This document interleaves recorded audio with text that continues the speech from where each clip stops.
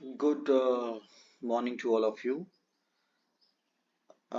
आज का जो हमारा सेशन रहेगा उसमें हम रिसर्च जो कि बहुत ही डिफ़िकल्ट आज तक रिसर्च माना गया है, बट आज अगर आप ये रिसर्च पढ़ेंगे तो you come to know that research is not that difficult जितना हमने बना रखा है। ठीक है। हम जो रिसर्च करेंगे बिल्कुल डे टू डे लाइफ से रिलेटेड जो भी हमारी एग्जांपल्स होंगी हम उनके साथ चलेंगे। रिसर्च में जो आज का सेशन रहेगा उसमें हम क्या पढ़ेंगे, जैसे कि हमारे पास जो है हम पढ़ेंगे डिफाइन रिसर्च। रिसर्च होती क्या है, क्यों की जाती है, कैरेक्टरिस्टिक्स ऑफ रिसर्च, रिसर्च जो है इसके फीचर्स क्या हैं रिसर्च के। उसके बाद हम बात करेंगे मोस्ट इंटरेस्टिंग टॉपिक जो है डिस्कवरी, इन्वेंशन और रिसर्च।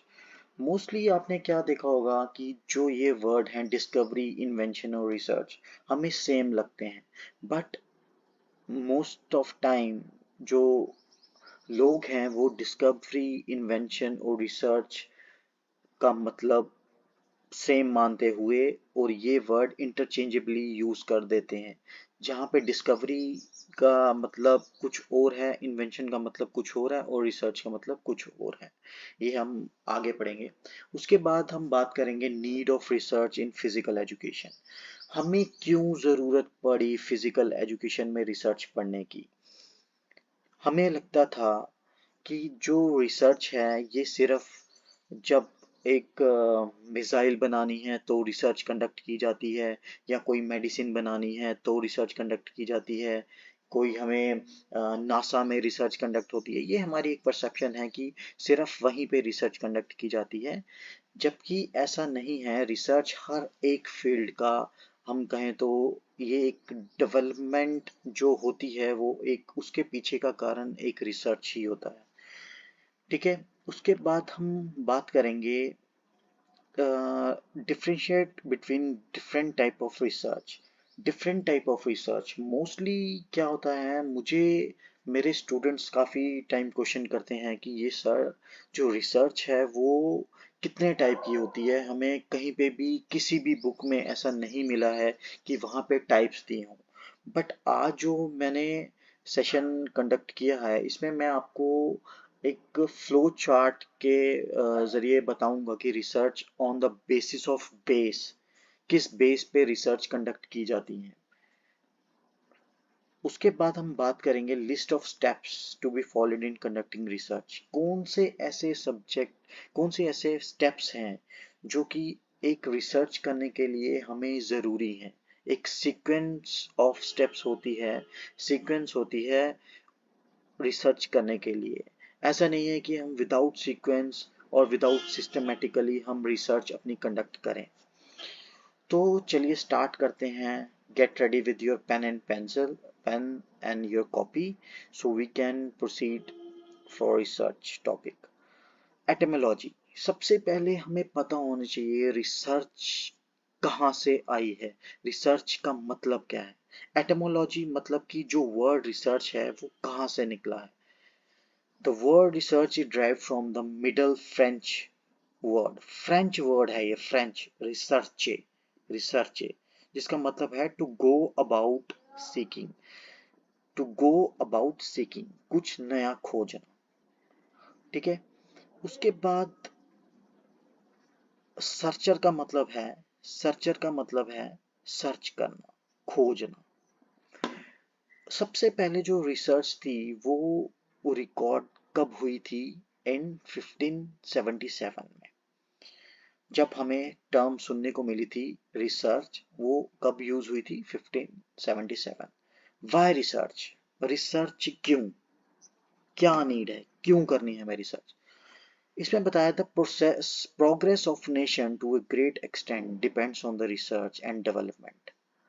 हाँ, आजकल आधुनिक युग में हम बात करें, एक जो रिसर्च है वो एक नेशन की ताकत है। अगर जितनी भी रिसर्च होती है, रिसर्च से क्या होता है, रिसर्च से न्यू न्यू मेथड इन्वॉल्व होते हैं, न्यू न्यू चीज़ें हमारे पास आती हैं, जो कि एक नेशन को बढ़ाने के लिए, एक नेशन को वर्ल्ड लेवल पे रिकॉग्नाइज्ड बनाने के लिए काफ़ी है। जैसे कि ब्रह्मोस मिसाइल, जो हमारी मिसाइल है, उसके ऊपर काफ़ी रिसर्च हुई होगी, तो वो हमारी इंडिया की एक बेहतरीन मिसाइल मानी गई है। और उसके लिए हमें ऑल ओवर वर्ल्ड में एक रिकॉग्निशन मिली है ब्रह्मोस मिसाइल के लिए। ठीक है। रिसर्च क्यों की जाती है? अगर मैंने कोई काम किया, इन केस मैंने फोन बनाया, फोन, मोबाइल फोन, तो मोबाइल फोन तो पहले भी चलते थे, नोकिया 1100, 1100 जिसको बोलते हैं, नोकिया 1100। तो चेंज क्यों आई एप्पल फोन बनाने के लिए? वो एक क्या थी, पर्सन की डिससेटिस्फेक्शन। मतलब वो मेरे फोन से सेटिस्फाई ना होकर उसने रिसर्च की, उसके बारे में और पढ़ा और एक अच्छा आईफोन निकाला। तो वो रिसर्च की थी उसने, क्यों? क्योंकि वो डिससेटिस्फाई था। जो पर्सन डिससेटिस्फाई होगा वो रिसर्च करेगा।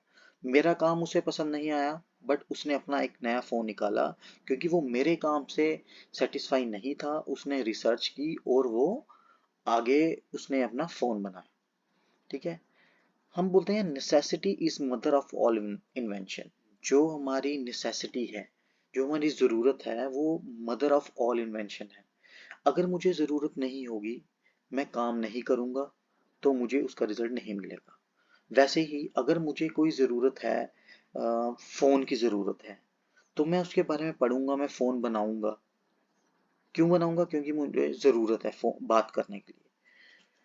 अगर रिसर्च की बात करें, देखिए, इन एंशियंट टाइम में, एंशियंट टाइम में हम जो रिसर्च, एंशियंट टाइम में हम बात करनी होती थी, अगर मुझे, अगर मैं यहाँ पे हूँ, इंडिया में हूँ, मुझे कनाडा में किसी से बात करनी है, तो उस टाइम पे तो फ़ोन हमारे पास अवेलेबल नहीं थे।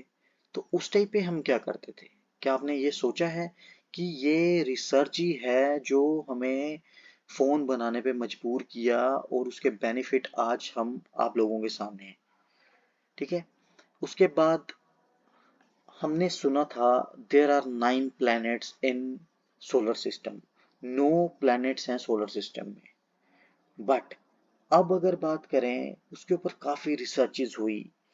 अब बताया जाता है कि देयर आर 8 प्लैनेट्स, बिकॉज जो प्लूटो, नाइन्थ प्लैनेट जिसको कहा गया था, वो प्लूटो को अब प्लैनेट कंसीडर नहीं करते। क्यों नहीं करते? क्योंकि वो जितना एक लैंड चाहिए, लैंड चाहिए एक सोलर प्लैनेट को, वो उसके पास नहीं है, तभी उसको कंसीडर नहीं करते एज ए प्लैनेट। अब हम बात करेंगे कि पहले 9 प्लैनेट थे, अब 8 प्लैनेट है। ये रिसर्च हुई है, तभी हमें ये पता लगा है। Means of transport. नेक्स्ट, अगर एंशियंट टाइम में बात करें, एक पर्सन एक जगह से जाने, एक जगह से दूसरी जगह जाने के लिए हमें, हम कैसे जाते थे उस टाइम पे? बुलक कार्ट्स, मोस्टली हम पैदल चलते थे। फिर बुलक कार्ट्स आए, उसके बाद रिसर्च हुई, फिर साइकिल आया। साइकिल के बाद रिसर्च हुई, फिर बाइक्स आई। उसके बाद रिसर्च हुई कार्स, फिर एरोप्लेन्स, फिर जेट्स। है ना? तो ये एक रिसर्च का ही देन है कि रिसर्च होती है, उसके बाद में हमें काफ़ी कुछ नई चीज़ें मिलती हैं। उसके बाद टीचिंग एड्स की अगर बात करें, टीचिंग एड्स, टीचिंग एड्स मतलब कि जो टीचिंग को सक्सेसफुल बनाती है, एक अट्रैक्टिव बनाती है, उसे हम टीचिंग एड्स बोलते हैं। आपने ये देखा होगा कि जो हमारा ट्रेडिशनल मेथड था एंशियंट टाइम पे, नेचुरलिस्ट, नेचुरलिज्म जब बात करते हैं, उसमें क्या होता था, जो आपकी क्लासेस लगती हैं वो इन्वायरमेंट में लगती थी। ठीक है, ओपन स्कूल जिसको बोलते थे, ओपन इन्वायरमेंट में। उसके बाद क्या हुआ? उसके बाद आपकी स्लेट आई। ठीक है। उसके बाद रिसर्च हुई, उसके बाद आपका आया ब्लैक बोर्ड, उसके बाद आया वाइट बोर्ड, उसके बाद रिसर्च हुई इंटरेक्टिव बोर्ड्स, जो आप देखते हैं ऑनलाइन टीचिंग में इंटरेक्टिव बोर्ड्स करते हैं, ओवरहेड प्रोजेक्टर्स की बात करते हैं। तो ये सब एक रिसर्च हुई है, तभी हमें ये चीज़ें देखने को मिली है। उसके बाद बात करते हैं व्हाट इज रिसर्च। इस पे फोकस करिए, ये आप नोट डाउन कर लीजिए। Research in simplest term is searching for knowledge. एक नॉलेज को सर्च करना, ठीक है, एंड सर्चिंग फॉर ट्रूथ, एक ट्रूथ को सर्च करना।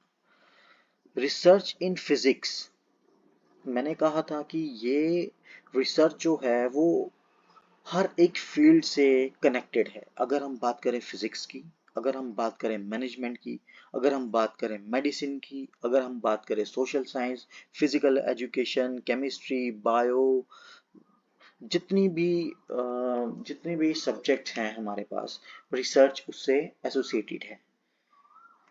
अगर हम रिसर्च इन फिजिक्स बात करें तो research in physics refer to a process wherein activities are carried out systematically to find a solution of problem related to some aspects of physics।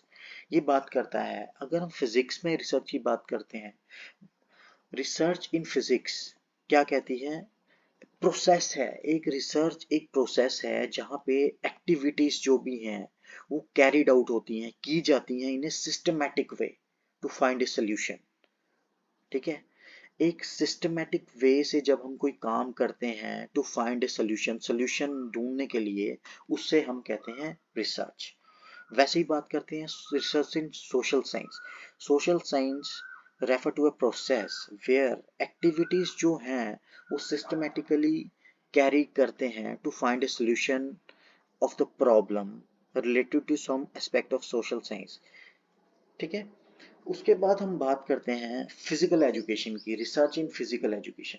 Research in physical education हम क्यों करते हैं, ज़रा खुद सोचिए और लिखिए कि हम फिजिकल एजुकेशन में रिसर्च का हमें क्यों करनी है, उसके क्या बेनिफिट होंगे, ठीक है।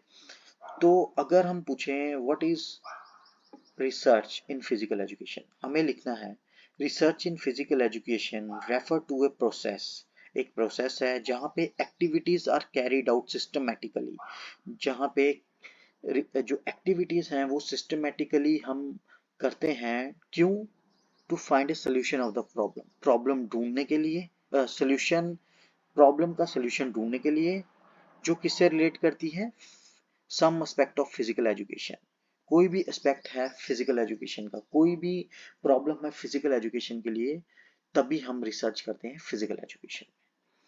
एक डेफिनेशन है, research is a systematic process of collecting and analysing information in order to increase our understanding of the phenomena about which we are concerned or interested।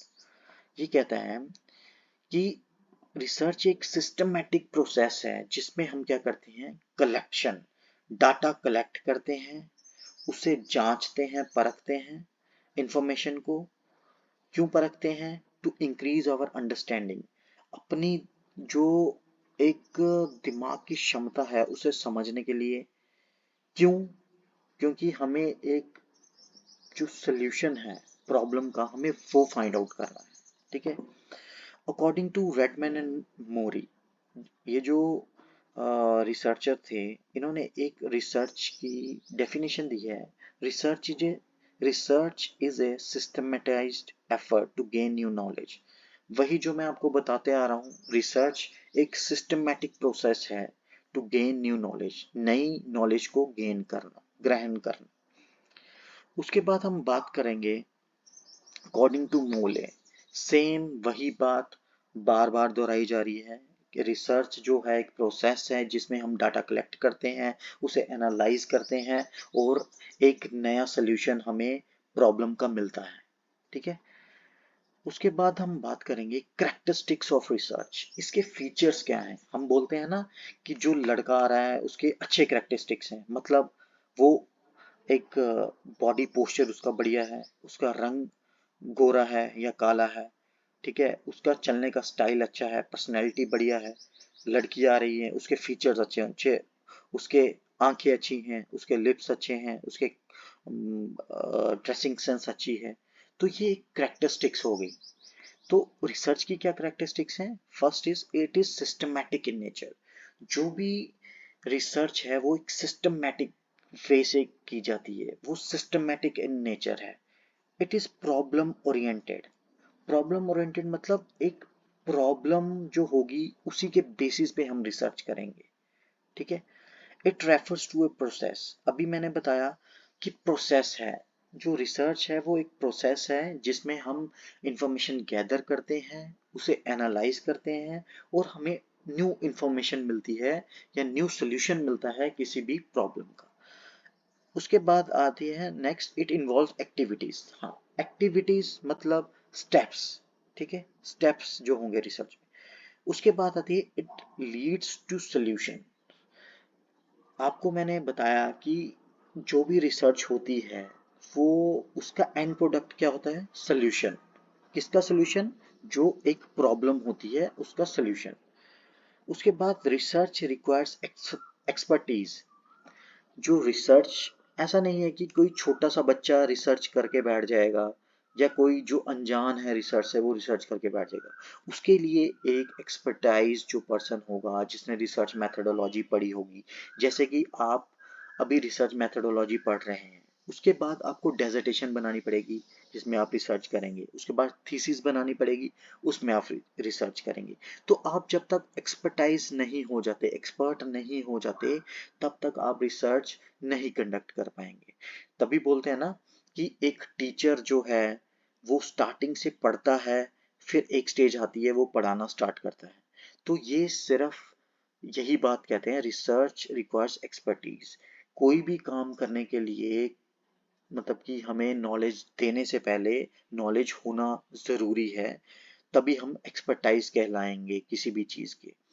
आपने देखा होगा कि फिजिकल एजुकेशन में हम काफ़ी सब्जेक्ट्स पढ़ते हैं, sports training, sports biomechanics, exercise physiology, sports injuries, sports management, sports journalism.